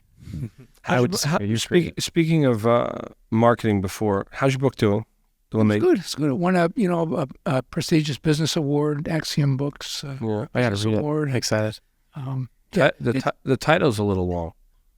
Well, I gave you the title and the subtitle. Got it. I'm going to read it right here. I like if I could make a suggestion, Killer Robots. just cut it to evil robots, and then use the subtitle underneath it. And I think right now there will be so much activity on it. You know, that was the publisher's title. My title was "There's No Ghost in the Machine," I love that. Awesome. That's awesome. and I'm really You're a creative guy. I'm really sorry. I'm really sorry I didn't. Stick to my guns. I know people that redo the covers. I know people that redone the name. It's 3 years. I think you got to relaunch it because I think people would go crazy over it. Do you really? I do. I really do. You know people who've redone that after a couple of years. Yeah. Primal Branding. He's done 3 covers already. Hanlon, yeah. Patrick Hanlon. Yep. They multiple covers over time. Just recycling the book because it's relevant. 3 years. AI is relevant. But even I would definitely relaunch it. Even in your, so one thing I'd say, we can talk about this offline, but one thing I would say is inside of your publishing contract, in theory, I think it grants you rights to advertise as long as you're driving book sales. So in theory, even if you couldn't change the name of the book or the things that he's saying, because you might have some contracts that are prohibiting that, you can at least run an ad campaign about the. I can actually do whatever I want. You could. But in that case, even if it was a simple that let's talk. The title is a beautiful name that I want to help him. Yeah, I do too. even your name is a beautiful name. It's romantic. It's novel-esque. Even just right now, if it said "Evil Robots: Why AI Won't End the World," something as simple as that in today's world would get so many downloads. Controversy, yeah. Because you're hitting on what everybody's thinking. Like the conversation right now is, I'm really afraid of this AI stuff. Yeah. So as quickly as you could say that, evil robots goes, what?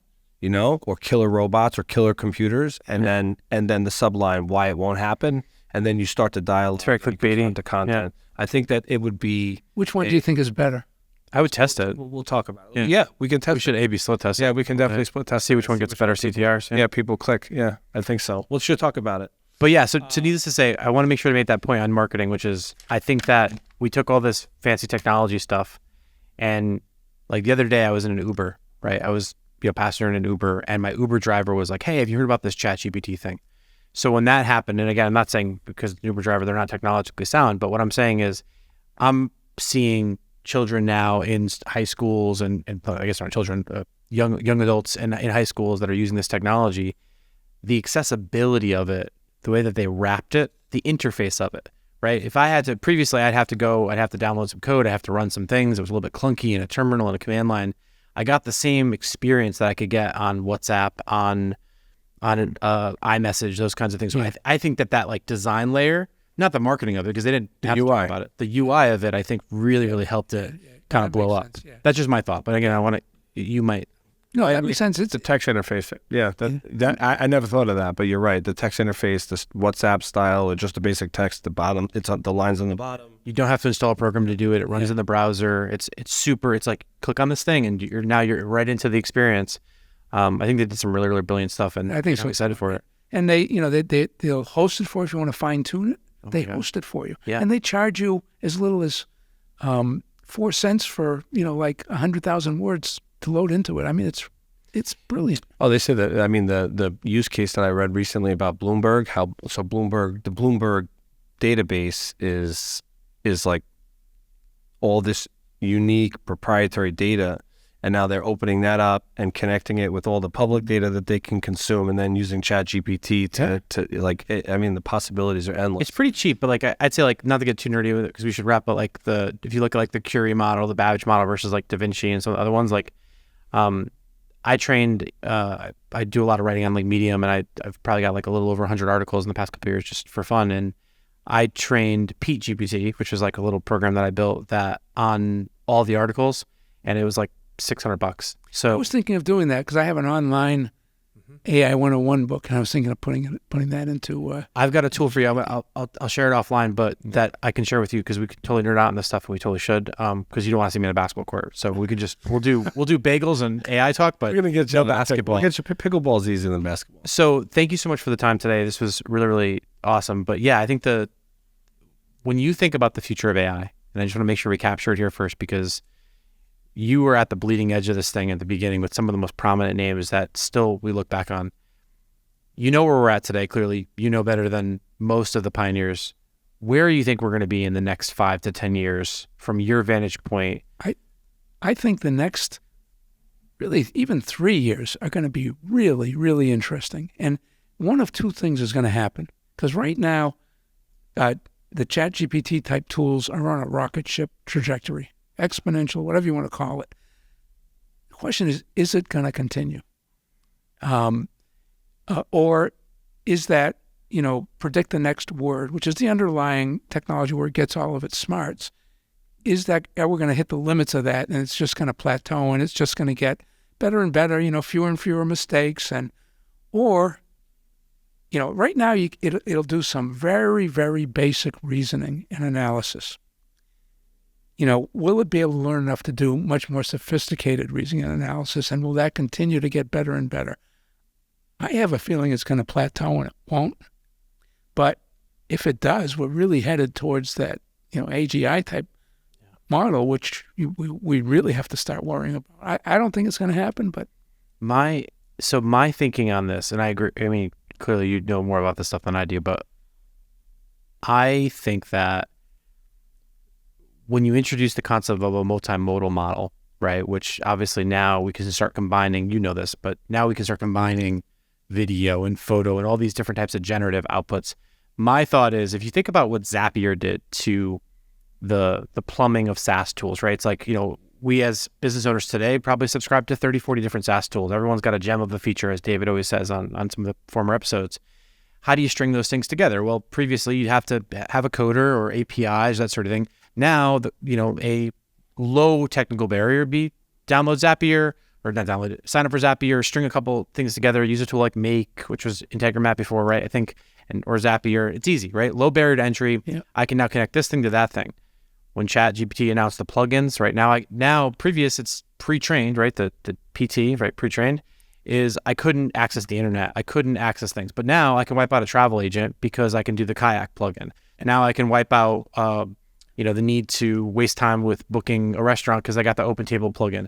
So I think the plugin architecture is going to be a game changer. My thoughts is the idea of, because we're in the era of AI, right? So I think the next era for me is going to be, how do you connect together these disparate solutions in a way that creates not just let me talk to this thing and do this thing for me. Like AutoGPT launched a couple days ago. I don't know if you saw that one yet. No, I haven't. It's super cool. Check that out. The open source libraries on GitHub. But basically you can give it a set of tasks and it'll go out because you're using things like Pinecone. Oh yeah. Obviously, so it's got the vector embeddings. They're using all the different tools, and you can go do like 50 tasks and it'll do it for you. Yeah. Versus right now, I have to ask a question, wait for the response, go back and forth. So I think that multimodal capability is going to be a game changer. That's going to be, yeah, absolutely. I think we're going to wipe out a lot of operational drama that companies face.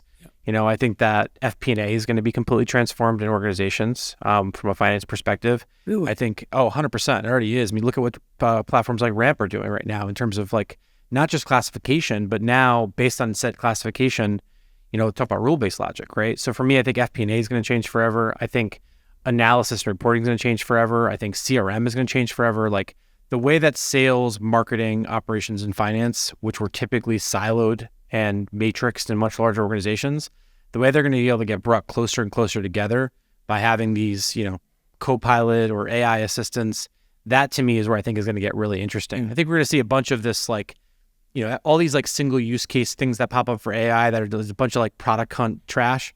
That stuff's going to all kind of shit the bed, in my opinion. The Uber for cats type Yeah, stuff. Uber for cats stuff. There's a lot of that happening right now. But I do think that, like, what I'm the most excited about is, I think people are stupid who are betting against Google because, Google doesn't know how to launch social products, which is why they're Google. But people who sleep on AI, I think, it's like just because Bard made mistakes doesn't mean that they don't have some of the most sophisticated stuff on the planet. Absolutely. But that's my hot take on it. I'm curious to hear your thoughts when you think about, like, as an investor, because SPS Ventures does a lot of early stage AI investments. Yeah. What are the particular areas of AI investment right now that you're bullish on as an investor in the current market? It's really the kinds of things you're talking about. It's interfacing to all the tools, but it's really taking advantage of the generative creative capabilities. I don't expect it to be able to figure out how to increase sales.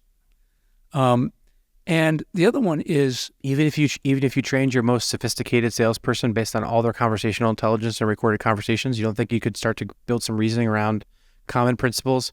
Like if I could just have David get followed around for like a month and record all of his conversations with consent, of course, I can then say, hey, think like David. What are the top 10 questions that David asks to overcome these objections? Like, look at what Gong did years ago with conversational intelligence. I actually been thinking about a different use case. If you could listen, so if let's say I'm selling Steve and I'm recording the conversation and then the AI determines whether or not Steve's feedback in the conversation further qualified him for sales and gave me and predicted whether or not, based off of the language and the tones that he used, whether or not he's likely to buy. What's the percentage likelihood of it buying, and then inputs that into the CRM, which is something that most people don't want to use because CRM is annoying and it does bogs people down. I can definitely see that happening. Yeah. But when I say learn how to increase sales, I mean figure out how to increase sales. You're saying as opposed to figure out its creative capabilities suck. Gotcha. Yeah, you're saying like coming up with ideas. Yeah, coming up with ideas. But the other place where I think it's going to be used a lot is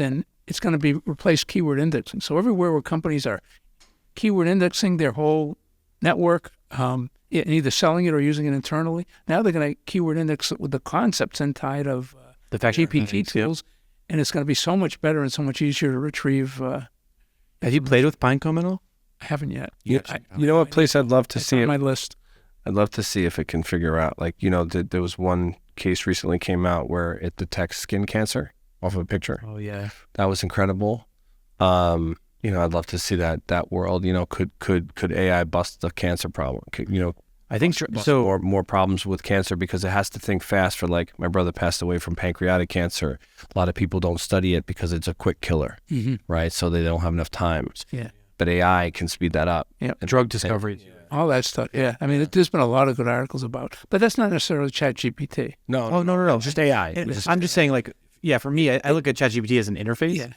I'm more so, my question for you is not where do we see AI, because I think the answer to where do we see AI changing the world is everything. Yeah. But more so in your use case as an investor, like if I had 5 founders sitting outside the door right now that are going to listen to this episode in the future, and they're like, I'm looking for investment for an angel in my AI company. I want a guy like Steve to be behind me.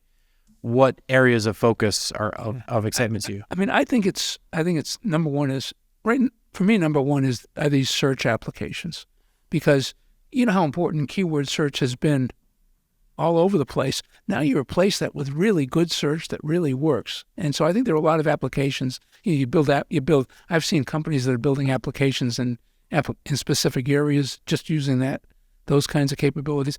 Customer service is a big one. Though it's not clear whether it's just the agents who read from scripts that you're going to be able to replace, but that's a big one. And any creative activity you're going to get huge productivity improvements. Yeah, definitely. But there's a lot of stuff it won't do. So it's not doing everything. Yeah, it has lots of limitations for sure. Yeah. Steve, this has been awesome. First and foremost, sharing your time, all of your time. Thank you so much.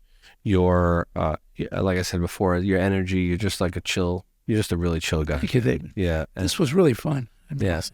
I'm looking forward to getting you on the court. You got to email me. We're gonna get you on the list with the district basketball games, and also we do pickleball on Mondays. That's more of a smaller group of guys. So you got to get down with us. Absolutely. And then, so you tell us the title of your book one more time so we can promote that at this end of the show. Evil Robots, Killer Computers, and Other Myths. Possibly rebranded in the future. Possibly. I mean, I got to rewrite it. But, one problem I have is, by the time you get it all published in a year from now, are people going to be that interested still? Well, this way, maybe. Yeah, well, I think so. I think so. The problem is, David, when you get to be my age, you worry about what you do with the rest of your time. Yeah, that's true. Well, maybe we have to use AI to ingest it. That's right. And then maybe you can write it faster. Yeah. If anybody could figure it out, you could. Yeah, I bet you could. Yeah, and you at the end of it, you should say that this, like they do that, right? They update books. So at the end of this you do an update, and at the end of the update, you say that AI updated the book. Yeah, that'd be a funny twist to the whole thing. Social media, you're on LinkedIn. Yeah, LinkedIn. Okay, people can find you there. LinkedIn and Twitter. Yeah. Okay, cool. What's your Twitter handle? S. Schwartz. S. Schwartz. Without a C. Without a C. Steve. Isn't it? Yeah. I just want to say thank you very much for coming on the show and spending time with us. And this was fabulous. Yeah, this was great fun, guys. Yeah, indeed. So much. All right, it's a wrap. Thank you for listening to Forward Obsessed. Please share this episode, subscribe, and leave a review on your podcast app. This episode was hosted by Pete Senna and David Salinas from the Digital Surgeons Podcast Studio in New Haven, Connecticut. Special thanks to our AV crew, Steve Walter and Meg Olson. Forward Obsessed is produced by Robert Roach. If you'd like to contact our team, visit us at forwardobsessed.com.